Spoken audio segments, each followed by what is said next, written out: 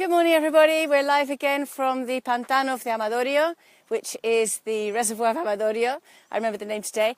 I'm back under my favourite pine tree at the moment. He's my favourite today, and this week and last week. Look at that, beautiful. By the lake, halfway through my run. There's the lake there. Done most of the motocross track. I'm coming towards the end of it now. So you can see that's where I'm about to go to. Down there, and that'll take me across the lake again, over the bridge, back up the hill home.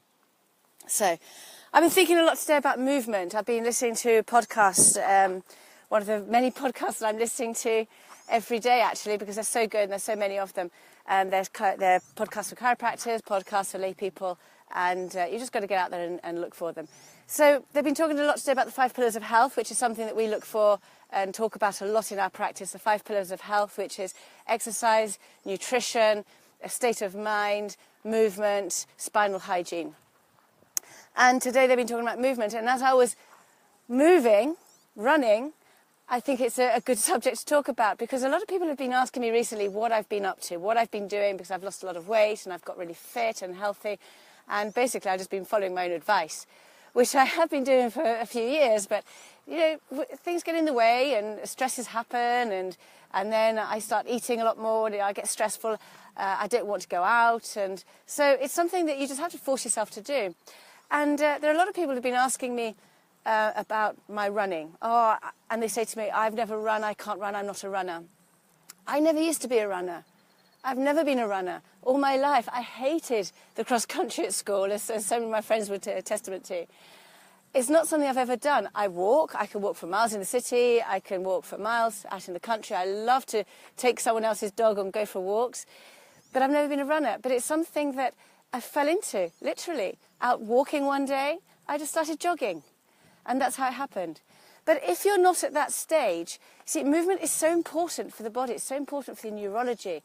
And it really, really goes well with fermenting the mind. As Roger Sperry said, the Nobel Prize winner, he said that 80% of movement, of nutrition to the brain is movement from the spine.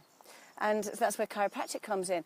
But going back to the exercise, if you're not very active, you're stuck in your apartment or in your home and you don't like to go out, just make sure you walk around your area, walk around your home a bit more, get out of the chair a bit more, go up to the TV to turn the channels over, put the control next to the TV so you have to get up and change it.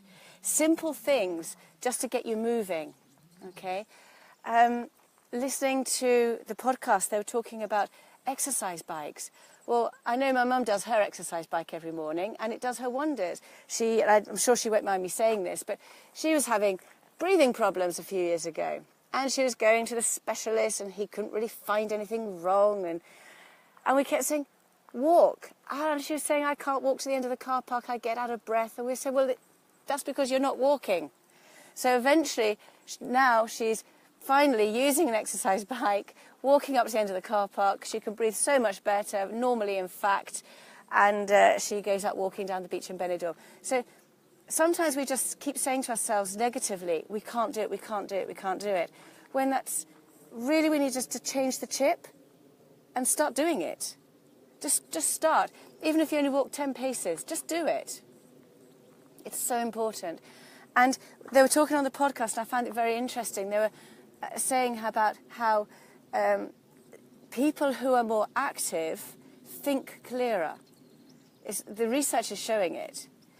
And it's very interesting because as kids, we used to do a lot of exercise in school. I don't know about in the rest of the world, but in Spain, they seem to be cutting back a lot on the exercise.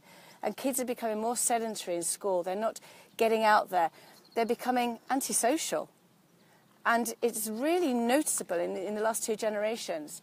So I think it's really important to get your kids out there exercising, get them exercising in groups, getting them to be social. It really, really has an influence on the brain.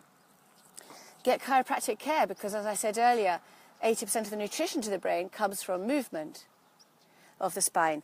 And chiropractic is all about movement of the spine.